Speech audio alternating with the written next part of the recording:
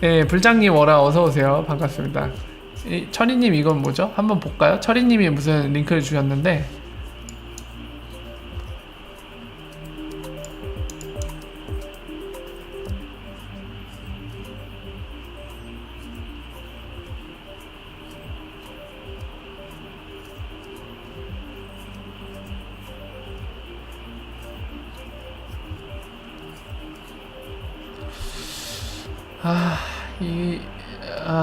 경영화 학사와 석사를 마쳤다.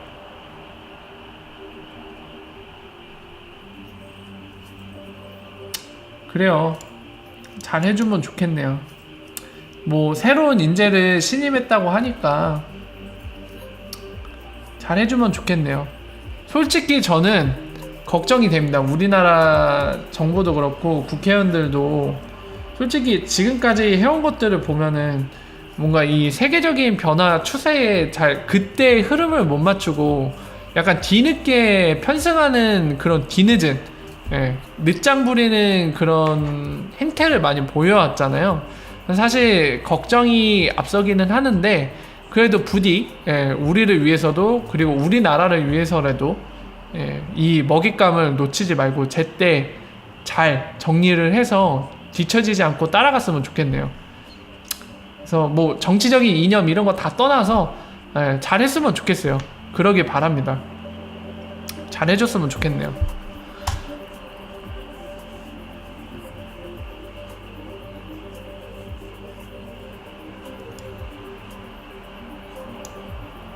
개인 키는 아무도 알 수 없냐고요?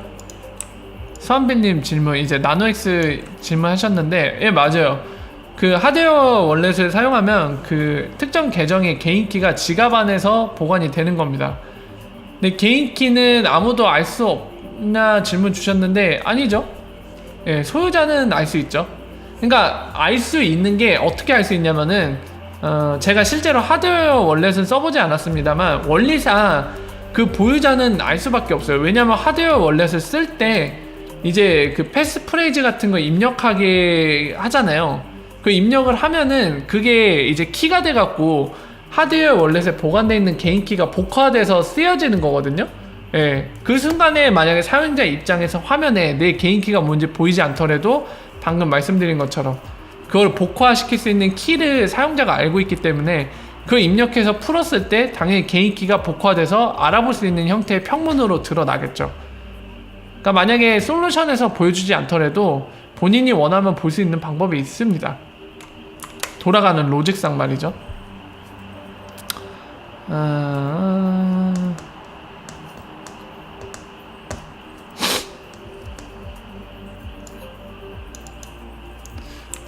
무선 나노엑스 해킹 가능하다고 했는데 9버전 써야 되는 건가요? 질문 주셨는데 제가 하드웨어 월렛을 쓰지 않아서 그쪽과 관련된 디테일한 정보가 없습니다.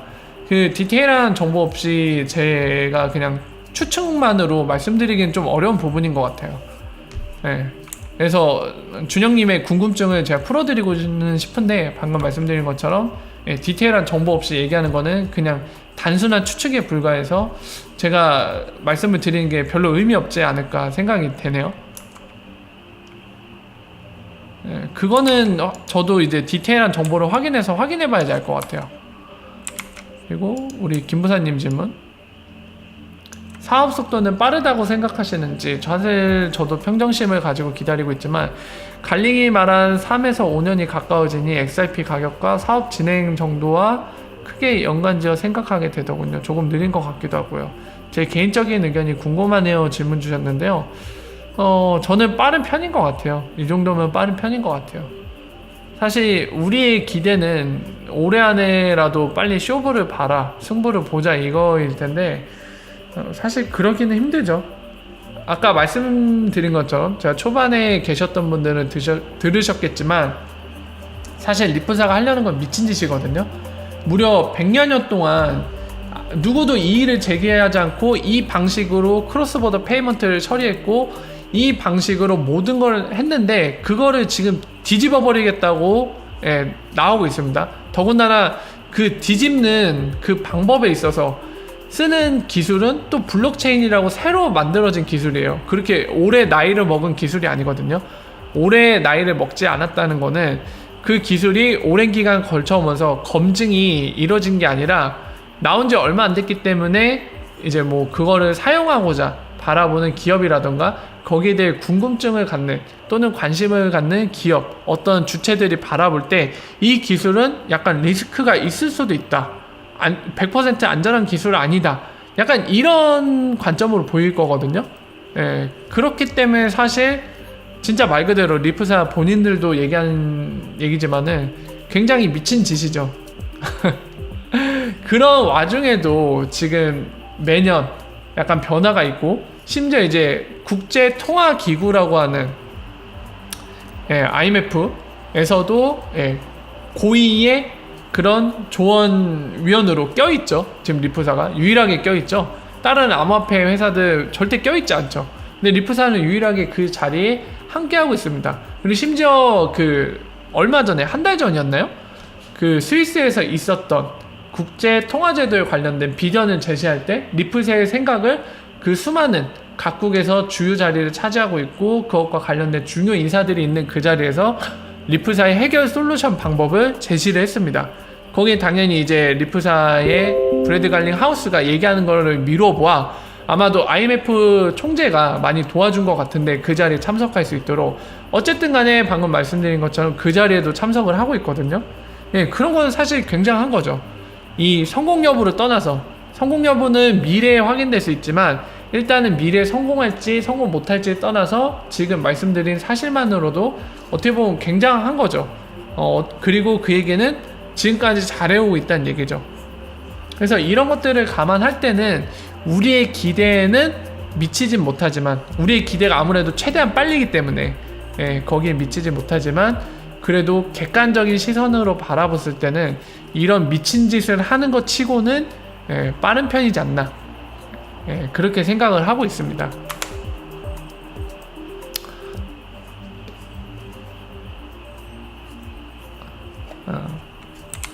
가을의 전설님 질문은 아무래도 제가 전에 그 콜드월렛이랑 핫월렛 설명을 드린 적이 있는데요. 그것과 유사합니다. 그 가을의 전설님이 혹시 콜드월렛에 대한 개념을 알고 계실지 모르겠는데 쉽게 얘기해서 그겁니다. 모르신다는 가정하에 좀 약간 와닿기 쉽게 설명을 드리면은 암호화폐 거래소들이 해커들이 해킹했을 때도 이제 본인들의 고객들의 자산들을 빼가지 못하도록 저장하는 게 바로 콜드월렛이거든요. 그게 보통 하드월렛 그 하드웨어 방식의 키 여러분들 뭐 나노S 뭐 부르는 그런 것도 있잖아요. 그런 걸로 키를 보관하거든요. 아무래도 그렇게 키를 온라인상에서 분리해낼 수 있기 때문에 조금 더 안전한 측면이 있죠. 해킹할 때 좀 어렵죠. 그 하드웨어에 보관되어 있는 키까지도 빼내야지 그 지갑에 있는 돈을 빼낼 수 있기 때문에 그런 점에서 해킹 힘들기 때문에 많이 쓰는 방식입니다.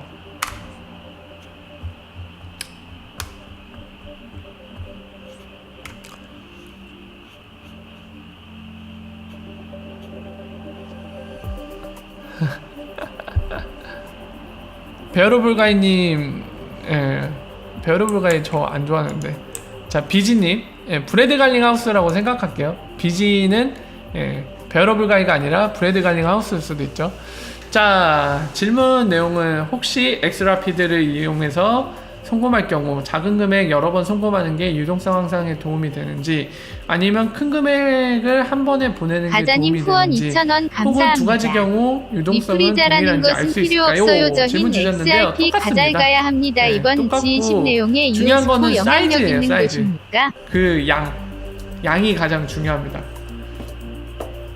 그래서 그걸 쪼개서 보내나 한꺼번에 보내나 크게 다를 게 없습니다. 오로지 그 볼륨에 의해 모든 게 판결 날 거기 때문에 볼륨이 가장 중요합니다. 이 가자님 감사합니다.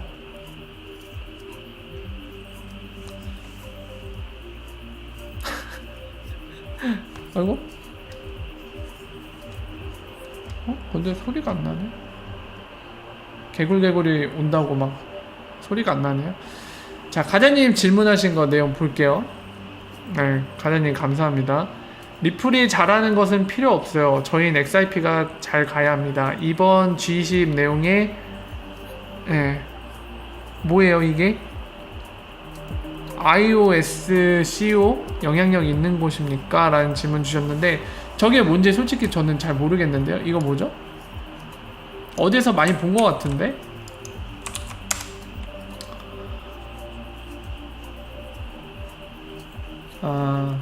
여기 써있네요. Security Commission. 예. 뭐 이거 어떻게 번역해야 되죠? 뭐 국제 SEC라고 보면 될 것 같은데요. 예. 우리가 흔히 SEC라고 부르는 게 미국의 증권거래위원회라고 보시면은 지금 말씀하신 거는 이제 국제기구로서의 증권위원회 그런 걸로 보시면 될 것 같네요. 사실 저는 저 같은 경우는 이제 증권 여부는 걱정 안 하고 있습니다. 솔직히 얘기해서. 물론 그렇다고 해서 여러분들한테 제가 이 증권 여부 걱정 안 한다고 해서 여러분들께 말씀드리는 게 XIP는 증권으로 판명날 일이 절대 100% never 결코 있을 수 없다라고 말씀드린 건 아니에요. 다만 이제 제 개인적인 판단에 의해서 사실 증권 이슈는 이미 물 건너간 거 아닌가. 얘기 나와봤자 의미가 없다. 왜냐면은 요즘에 실제로도 리플사가 작년을 생각해보세요. 여러분들 작년에 리플사가 뭐 컨퍼런스만 나가면은 야 XIP는 절대 시큐리티 아닙니다. 막 첫 번째 이유는 생각해보세요. 이거 XIP 만든 거 우리 아니에요. 두 번째는 비유를 해드릴게요. 사우디아라비아에서 오일 판다고 해갖고 오일이 다 증권인가요? 아니죠. 뭐 이런 비유들 많이 했잖아요. 여러가지. 그리고 뭐 디센트럴라이즈 돼 있기 때문에 이거는 더더욱 이제 증권이 아니다. 이런 얘기를 주구장창 했어요. 어딜 가든지 브래드 갈링하우스도 얘기하고 데이비드 슈왈츠도 얘기하고 다른 임직원도 항상 얘기했습니다. 그죠? 기억나시죠? 작년엔 주구장창 그 얘기했어요. 리플사 XIP는 리플은 소프트웨어 회사고 그리고 XIP는 암호화폐다. 이걸 똑같이 보지 말아라. 구분을 잘해라. 이 얘기 주구장창 했습니다. 근데 올해 들어서 이 얘기 하는 거 보시나요? 잘 안 합니다. 거의 안 해요. 요즘에는. 지금 말씀드린 이 증권 문제도 사실 어느 정도 그냥 물 건너갔어요. 물론 클리어하게 이제 법에 의해서 뭔가 그런 얘기가 절대로 나올 수 없게 정리된 건 아니지만 그래서 사실 지금의 흐름 뭐 관련 소송들은 다 리플사가 이긴 거나 다름없죠. 지금까지는 이긴 거나 다름없고 또 뭐 있죠? 그리고 엑스라피드 이미 쓰고 있고요. 증권이면 저렇게 놔두나요? 절대로 안 되겠죠. 근데 이미 쓰고 있어요. 미국 내에서도. 물론 이제 필리핀과 멕시코만 은행들이 아니라 핀테크 업체들이 쓰고 있지만 어쨌든 쓰고 있습니다. 그거를 SEC가 모를까요? 핀센이 모를까요? 다 알고 있습니다. 쓰고 있는 거. 알고 있는데도 놔두고 있죠. 그게 이미 모든 거를 얘기해주고 있다고 저는 보고 있습니다. 만약에 그 이슈가 조금이라도 남아있으면 태클을 걸었을 거거든요. 야, 안 돼. 이 자식들 어딜 감히 허락도 없이 미쳤냐 너희? 미친 짓 하더니 도른 거 아니야? 이렇게 나왔을 거거든요. 근데 놔두고 있잖아요. 저는 사실 이 이슈는 사실 끝난 게 아닌가, 엔드게임 된 거 아닌가 그렇게 개인적으로 판단하고 있습니다.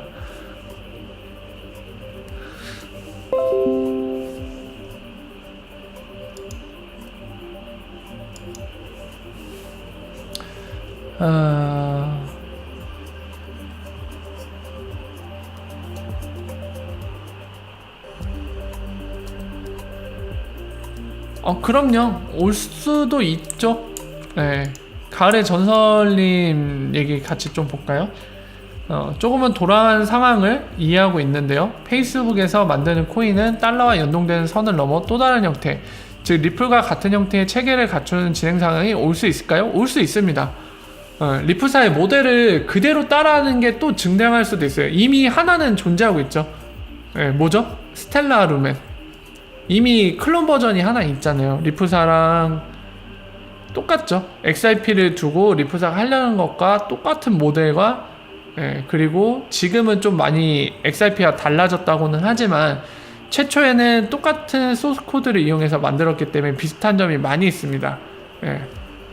그래서 네, 실제로 이미 있고요. 그리고 앞으로도 똑같은 게 나올 수도 있습니다. 더군다나 XIP는 오픈 소스이기 때문에 그 소스 코드를 가져다가 그대로 뭔가 새로운 걸 만들 수도 있어요. 뭐 예를 들면은 제가 이제 비유를 하자면 XIP의 팩토리 비전, 팩토리 비전 해갖고 이딴 거 만들 수도 있겠죠.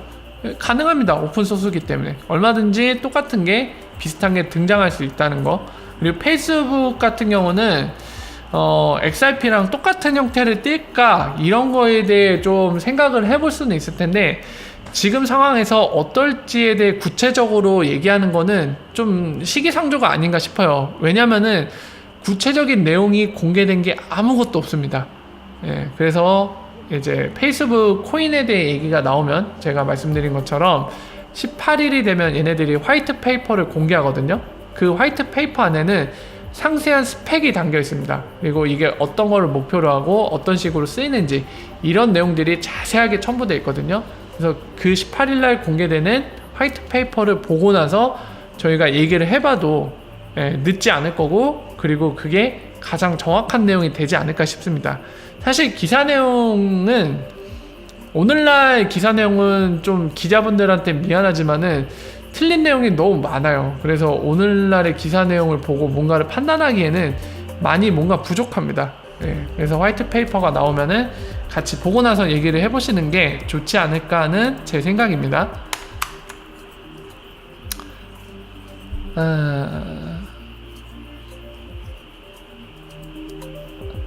페이스북 코인은 태사님이 말씀하신 이 페이스북 코인은 요즘에 계속 한 2, 3일에 한 번꼴로 얘기가 나오고 있는 것 같아요. 요즘에 이슈화가 되다 보니까. 그래서 요즘 거에서도 얘기를 지속적으로 했었고요. 그리고 방금도 또 얘기했죠. 그리고 이제 18일 날 공개를 한다고 하니까 이때가 되면은 이제 본격적으로 한번 뜯어보겠죠. 저도 되게 궁금합니다. 과연 어떤 내용을 담고 있을지 굉장히 궁금한데 그때 가서 같이 보시죠. 이제 일주일 남았네요.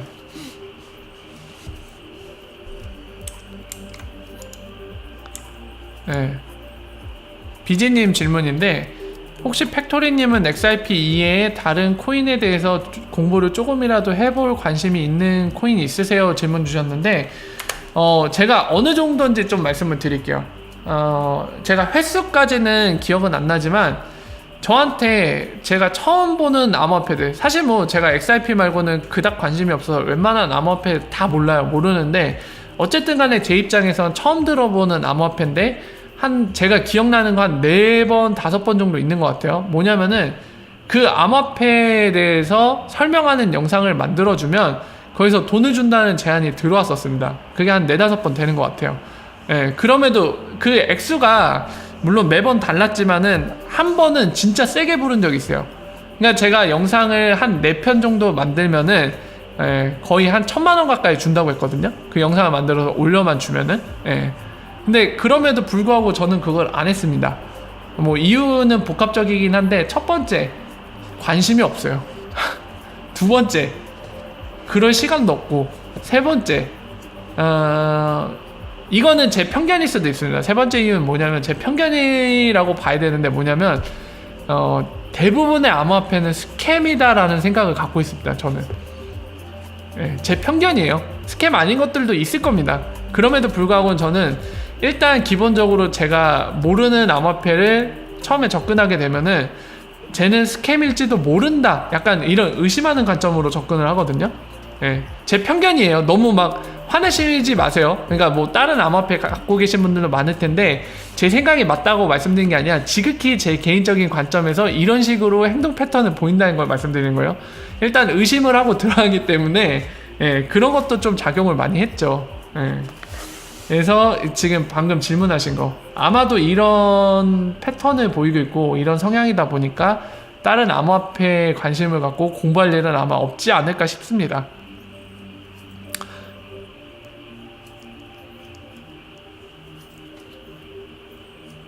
앤트님 워라 어서오세요. BTC 마켓 폭파해 드릴까요? BTC 폭파해 드리겠습니다. 어떻게 폭파하죠 근데?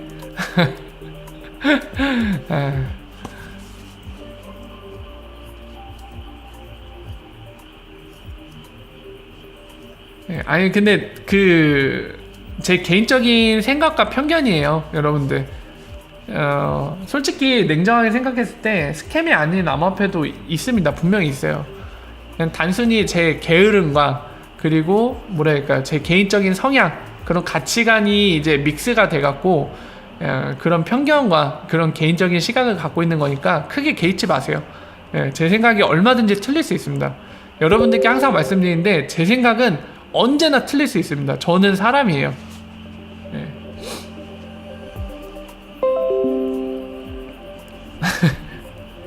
뭐 잘못된 기사가 올랐나 보네요. 화내시고 계시네. 여기 세종이란 시골인데 여기 신수도가 될 수 있을지 잘 모르겠네요. 뭐 나중에는 새로운 수도로 세종을 해준다고 하는데 이 밤에 되게 정겹게 울리는 곤충들의 이 음악 강연, 이걸 듣다 보면은 몇 년 뒤에도 시골이지 않을까 싶거든요. 참 알 수 없는 동네입니다, 이 동네가.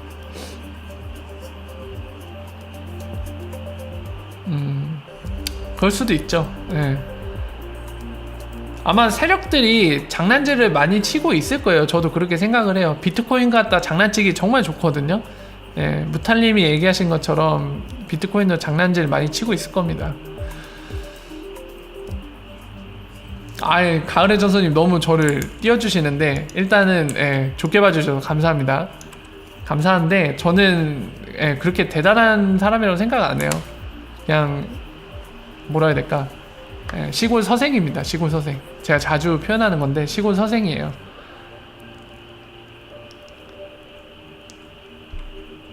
이거는 저도 모릅니다. 돈 걱정 없이 살자님 질문인데 뭐 단도 진입적인 질문으로 이제 해주신 건데, 언제까지 XRP 갖고 있어야 할까요? 질문 주셨는데 이거는 며느리를 데려와도 모릅니다.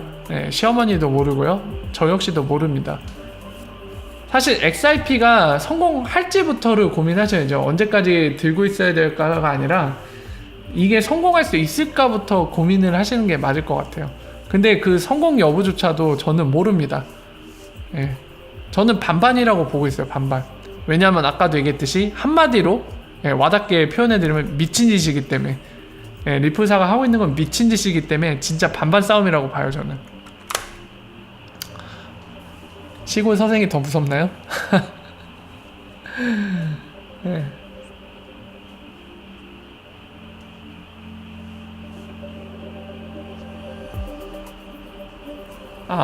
저는 즐겁게 살려고 노력해요.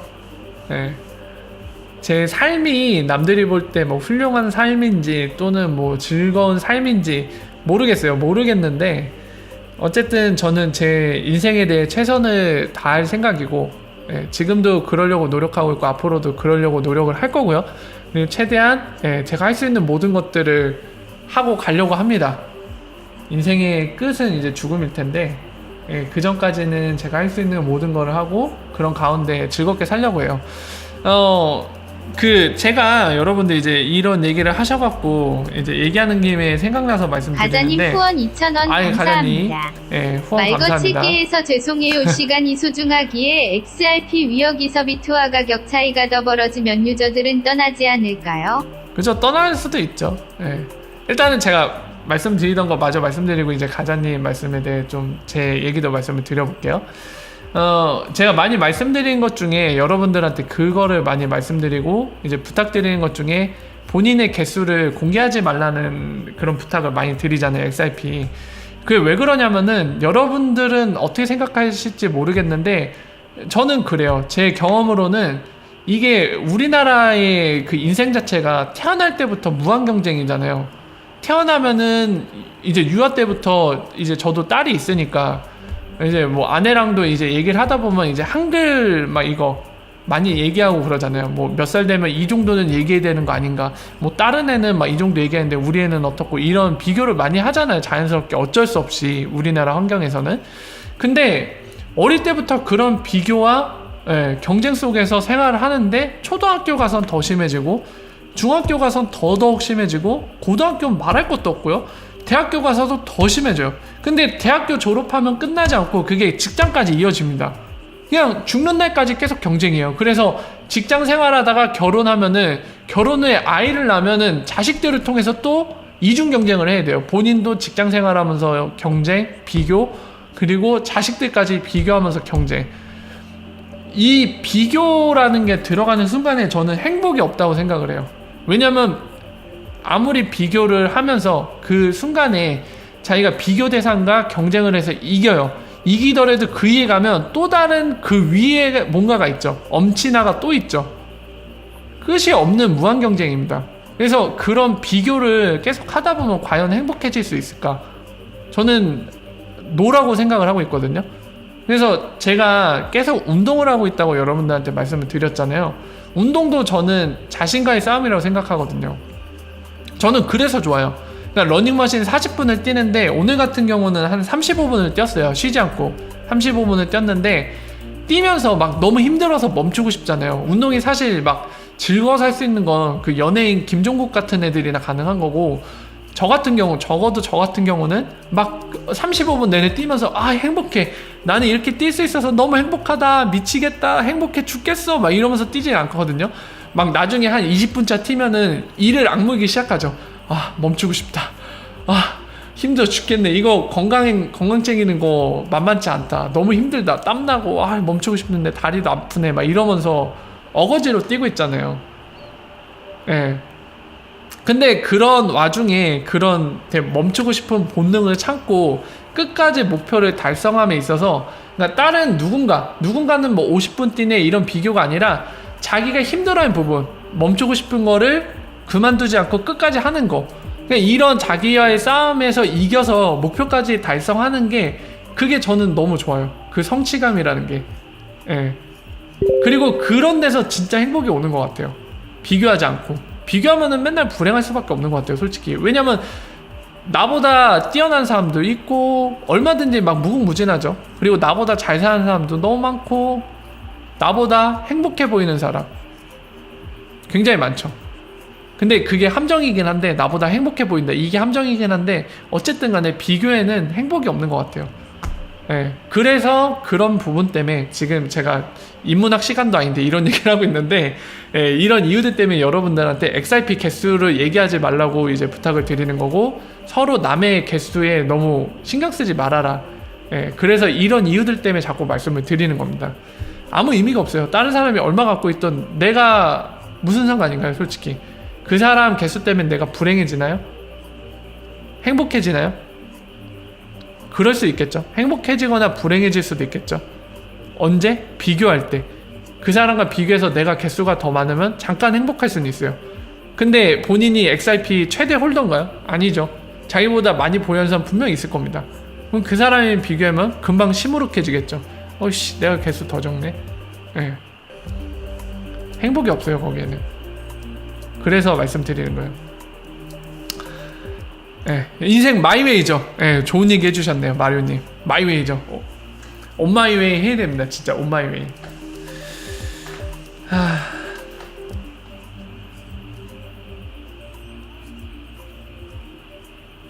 맞아요. 그 코코님 좋은 얘기 해주셨는데, 그 욕심이란 것과 비교, 시기, 질투, 이런 게 다 불행을 가져다 주는 것 같아요.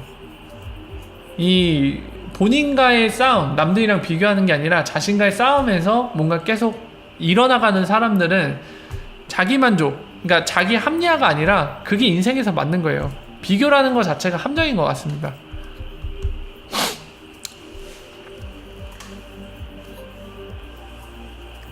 맞아, 자기 영약권 투자할 뿐이고요. 그러니까 투자 관점에서도 앤트님이 말씀하신 대로, 자신과의 싸움입니다. 이거 역시도 자신의 역량에 맞춰서 그만큼 투자하고 얼마나 수익을 내느냐, 그거죠.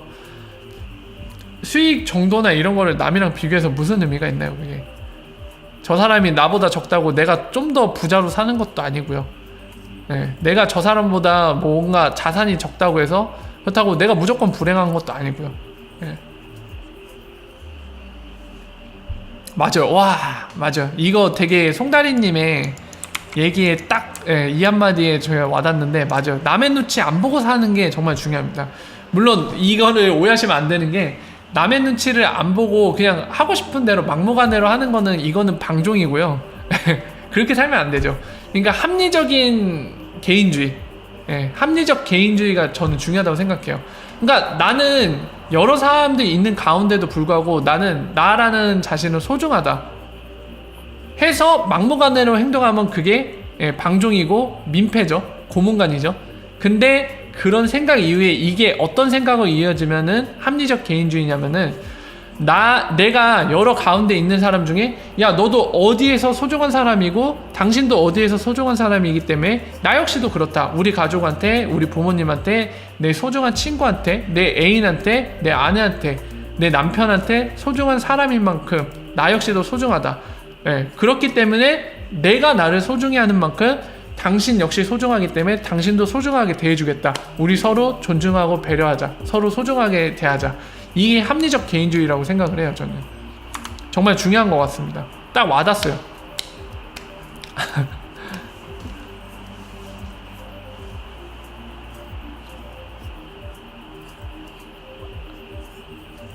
자존감. 와, 송다리님 오늘 저한테 와닿는 단어 많이 주시네요. 맞아, 자존감 정말 중요한 것 같아요. 자존감. 인생을 살면서 저는 제 아이한테도 가장 가르치고 싶은 거, 아이가 가졌으면 하는 게 자존감이에요. 자존감 없이는 행복해질 수 없는 것 같아요. 진짜로. 아무리 재산이 많아도 자존감이 없으면 불행할 겁니다. 분명하게도. 저는 그거는 제가 함부로 100%는 자주 안 쓰는 거 여러분도 아시잖아요. 근데 이것만큼에 있어서는 전 100%라고 얘기할 수 있을 것 같아요. 아무리 삼성가에서 태어났어도 자존감이 없는 아이라면 걔는 불행할 겁니다. 100%. 100% 불행할 겁니다.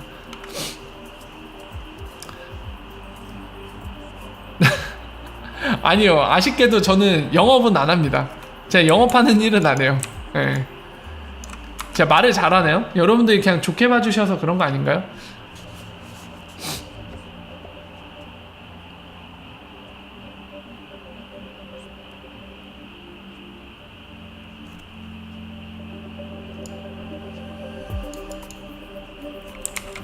이런 얘기를 했어요. 스낵맨이. ICO님 말씀에 따르면은 어제 스낵맨이 아마 트위터에 얘기한 걸 말씀하시는 것 같아요. 이런 얘기를 했답니다. 몇 년 뒤에 리플 50만원 이런 거 생각하지 말고 만약 투자금에서 10배 정도 뛴다고 가정해서 당신의 삶을 바꿀 수 있다면 그냥 다 빼라고 함. 이 말이 참 와닿는다 하면서 이제 흐흐 남겨 주셨는데 저도 공감이 됩니다. 목표가 명확해야 되는 것 같아요. 막 끝도 없이 막 그냥 걔랑 1000만원이니까 가자 막 이런 게 아니라 지금 얘기한 것처럼 사실 뭐 1000만원까지 가면 막 엄청난 부자 되시겠죠, 여기 계신 분들. 그럼에도 불구하고 한 10만원쯤 됐어도 지금 내가 가진 개수에 10만원쯤만 되면 내 삶에 있어서 이 정도는 충분히 부유한 것 같다 생각이 되시면은 더 욕심 안 내고 거기에서 뭔가 결정하는 것 또한 현명한 일이 될 수도 있을 것 같습니다. 저도 되게 와닿네요.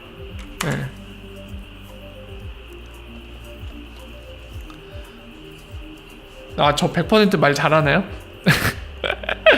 제가 스스로 착각했나봐요. 100% 잘 안 쓰는 줄 알았는데 이거에서는 100% 잘 안 쓰는 겁니다. 이 리플사 관련된 거 뭐 미래 가격 예언이나 이런 데서는 저는 절대로 안 쓰잖아요. 그것만큼은 확실하다고 얘기할 수 있을 것 같은데 다른 데서는 많이 썼었나봐요. 리플킬님이 얘기해 주셨네요. 이런 자주 안 쓰는 줄 알았는데 저도 모르게 많이 썼나 보네요. 그린버디님 워라 어서오세요. 가자님 어떤 말씀 하셨죠? 제가 못 봤는데 뭐였죠? 아까 그거 요거 볼까요 한번? XRP에 여기서 비트와 가격 차이가 더 벌어지면 유저들은 떠나지 않을까요? 질문 주셨는데 거기에 대한 제 생각을 좀 말씀드리면은 이렇습니다. 지금 시장 자체가 사실 사기판이잖아요. 투기 세력들이 막 열심히 주물럭주물럭 갖고 노는 판인데 그럴 수 있을 것 같아요. 그러니까 가자님이 이제 예시를 든 거 말고도 비트코인이나 이런 거 가격 차이뿐만 아니라 이 메이저라고 얘기하는 뭐 이더리움이나 라이트코인, 비트코인 캐시, 이오스, 바이낸스 코인, 뭐 이 사토시, 이 비전이라고 부르는 이 스캔, 스텔라, 이제 에이다, 트론 막 되게 많죠. 굉장히 많은데 다른 애들은 펌핑이 막 이렇게 슉슉슉슉 오는데 XRP는 그냥 비실비실 대면서 이렇게 살짝 가려다가 쑥 또 꺾어지고 쑥 이러고 그냥 특정 가격 레인지 안에서 계속 놀고만 있는다. 솔직히 최근까지도 그러고 있잖아요. 다른 애들은 이제 비트코인이 저점 찍고 나서 오늘날에 오는 과정 중에 다른 애들은 저점 찍고 나서 막 3-4배씩 올라왔잖아요. 오늘날 기준으로. 근데 XRP는 2배까지도 못 왔죠. 그러니까 이미 오늘날 상황에서도 굉장히 많은 분들이 불만을 갖고 계십니다. 예, 막 욕하고 있죠. 저는 욕 나올 만하다고 생각을 해요. 왜냐면 박탈감이 그만큼 드실 테니까. 그러니까 지금 상황에서도 이미 떠나고 계신 분들이 많이 계실 거예요. 근데 이런 상황에서 우리가 냉정하게 생각해 볼 수 있는 게 그런 게 있다고 생각이 돼요. 어차피 지금 유스케이스에 의한 실제적인 사용에 의해서 이끌려가는 가치 평가되는 시장이 아니라고 하면은 지금 현재 이런 투기꾼들에 의한 가격 결정이 되는 시장이라고 하면은 사실 오히려 많은 분들이 떠나가면은 여기 남아있는 사람들한테 오히려 가능성이 더 많이 생기는 거 아닌가 싶어요. 냉정하게 바라봤을 때.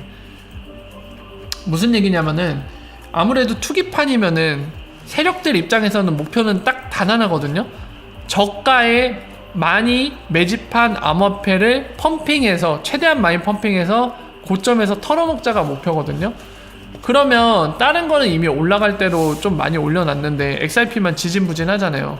근데 XRP는 어떤 특징이 있죠? 약간 아무래도 리프사가 막 IMF와도 일하고 중앙은행과도 일하고 이런 특수성이 있어갖고 아무래도 믿음이 더 강해요. 다른 암호화폐 투자하시는 분보다 XRP 투자하시는 분들이 믿음이 더 강해서 존버들이 되게 강성이거든요.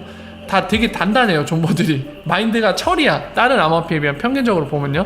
그래서 손절을 잘 안 치는데 이런 상황이 계속돼서 점점 이제 믿음을 잃고 또는 이제 믿음이 아니더라도 너는 이제 가능성 없는 것 같아. 너를 좀 높게 평가했는데 내 생각이 잘못된 것 같아. 이런 이유들로 많은 사람들이 이제 이거를 팔아버리고 떠나면 그 물량이 세력들한테 넘어간다. 그럼 오히려 남아있는 분들한테는 기회가 될 수도 있을 것 같아요. 이런 상황이 되면. 사실 세력 입장에서는 존버가 많은 암호화폐를 펌핑해주기 좀 부담스럽잖아요. 본인들 물량이 많이 없는데 존버들이 계속 버텨요. 물량 안 넘기고. 그러면 그 펌핑에도 이 존버들이 만약 고점 기껏 올려놨더니 이 녀석들이 다 팔아버리면 난감하죠. 그리고 애초에 물량도 확보하기 좀 어렵고요. 그래서 이런 관점에서는 이런 사기꾼, 사기판, 그러니까 투기꾼들에 의해서 결정되는 이 가격이 결정되는 판에서는 이런 상황은 오히려 떠나는 사람들이 늘어날수록 남아있는 사람들한테는 펌핑 가능성이 더 높아지는 거 아닌가 그런 생각도 들어요. 저는.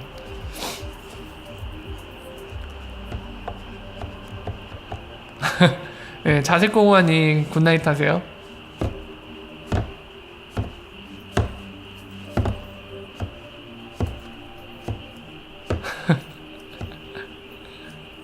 그쵸. 이거는 모를 수밖에 없어요. 네, 맞아요.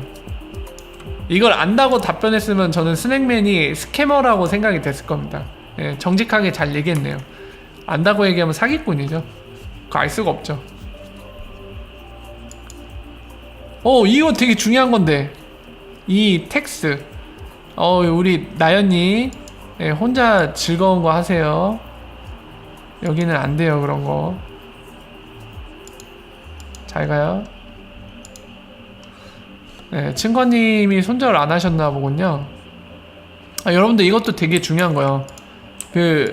트래블 룰 말고도 이 세금을 어떻게 부과할 건지도 정말 중요한 부분입니다. 세금 얘기도 했었어요. 세금 얘기도 좀 알고 싶은데. 세금 되게 중요합니다. 세금 어떻게 매길지가.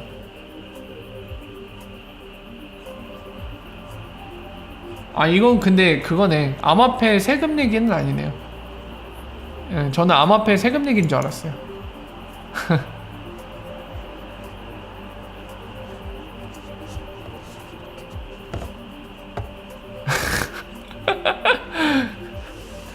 여러분들 왜 그러세요? 일본은 내년 4월부터 세금 부과인가요? 얼마큼 부과할지가 되게 궁금하네요. 세금이 정말 중요한데 이 세금이 사실 화폐처럼 취급이 돼야지 굉장히 유리합니다. 네, 저희한테는 그래야지 두 가지 측면에서 유리한데, 일단은 저희가 이제 이거를 매도했을 때 세금이 많이 부과되면 안 되잖아요. 근데 그냥 일반적인 외환처럼 취급이 된다고 하면은 세금이 그렇게 많지 않거든요. 네, 그래서 유리하고, 두 번째는 그래야지 이게 크로스보더 페이먼트에 더 좋은 환경에서 쓰일 수 있습니다. 사실 이게 일반적인 외환처럼 취급이 되어줘야 합니다. 솔직히 뭐 말도 안 되는 이거 한번 거래할 때마다 거래세 붙고 이 난리 치면은 사실 좋지가 않아요. 그다지. 예, 그럴 수 있습니다. 아니, 링크들을 많이 주시네요. 근데 이제 슬슬 정리할 시간이 된 것 같아요, 여러분들. 지금 엔트님이 주신 링크랑 이 77님이 주신 링크만 보고 마무리 짓도록 하겠습니다. 최대한 먹이면 안 돼요, 세금. 큰일 납니다. 어떤 암호화폐 규제가 나올까요? 이런 타이틀로 기사 나온 거를 이제 주셨는데요.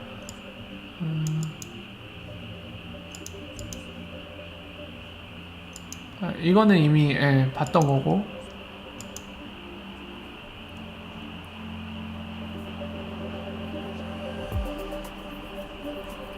요게 중요한 거죠, 여러분들. 요거 밑줄자. 이번 달에 FATF 총회가 16일부터 21일까지 있습니다. 이때 파이널 어답션이 나오는 겁니다, 여러분. 최종안이 나오는 거예요.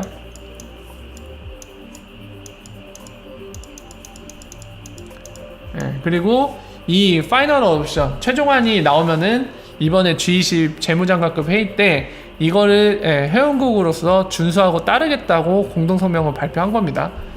그리고 4월까지도 FATF 4월 회의 때까지도 어제 저랑 같이 봤죠. 송금 관련돼서는 안이 결정이 안 됐어요. 근데 이 파이널 어답션 만들면서 이 부분도 정의가 되겠죠.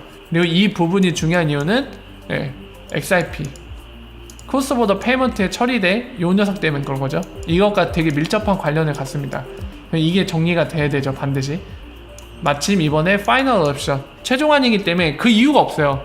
이제 이 부분까지도 완성을 시켜야 되는 거죠. 그래서 이 보이시는 16일부터 21일 미국에서 열리는 이 총회 때 이 부분까지 포함해서 최종안이 나올 겁니다. 상당히 중요한 거죠.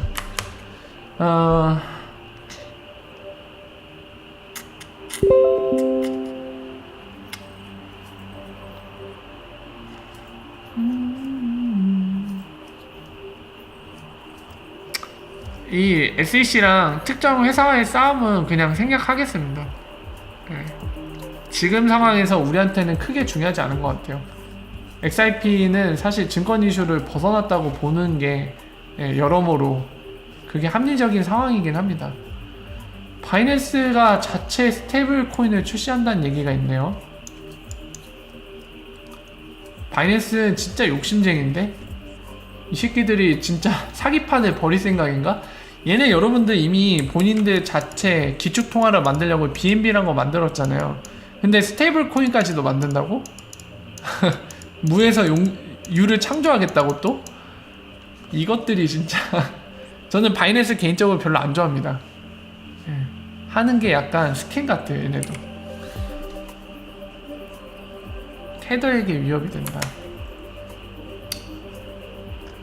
이 바이낸스 저런 짓은 안 했으면 좋겠는데 참 별짓을 다 하네요. 그리고 다음 거 77님이 주신 거 매일경제 같네요. NK라고 되어 있는 거 보니까 가상화폐 차익의 최대 세금 폭탄. 이게 당연히 이게 2018년 기사죠. 최근에는 좀 변한 것 같습니다. 퍼센테이지를 낮춘 것 같아요. 저 때처럼 막 55% 이건 아닌 것 같습니다. 제가 그 테니토시라고 일본 커뮤니티에서 이제 가장 XRP와 리플을 잘 안다는 사람이랑 이제 가끔씩 여러 의견들 주고받는데 그 사람한테 물어본 적이 있어요. 근데 그때 답변한 기억으로 제가 정확히 기억은 안 나는데 저 55%는 아니었던 것 같아요. 많이 낮춰졌다는 그런 의미로 답변을 한 적이 있는 것 같거든요. 그거는 이제 또 확인을 해볼게요. 제가 몇 %인지 정확하게 현진을 통해서 확인을 해보겠습니다. 어...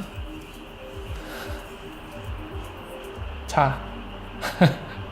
아, 여러분들, 원래 오늘은 길게 안 하려고 했는데, 제가 상황이 오늘 일찍 자고 뭐 해야 되는 상황인지라, 예. 일찍 끝내려고 했는데, 여러분들이랑 즐거운 시간을 보내다 보니 또 시간이 많이 갔네요.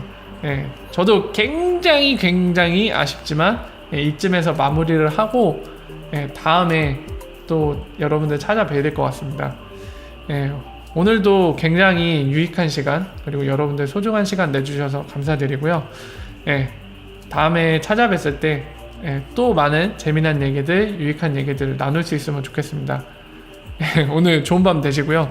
저는 이 귀뚜라미 개구리들과 즐거운 밤을 보내면서 오늘 하루 마무리 잘 하도록 하겠습니다.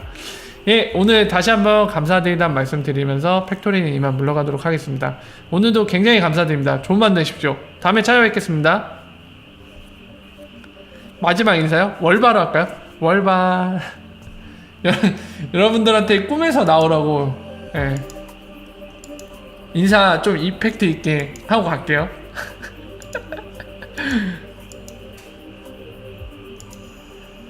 여러분 잘 자요. 이런 거 원하시는 건가요? 좋은 밤 되십시오. 이만 물러가겠습니다.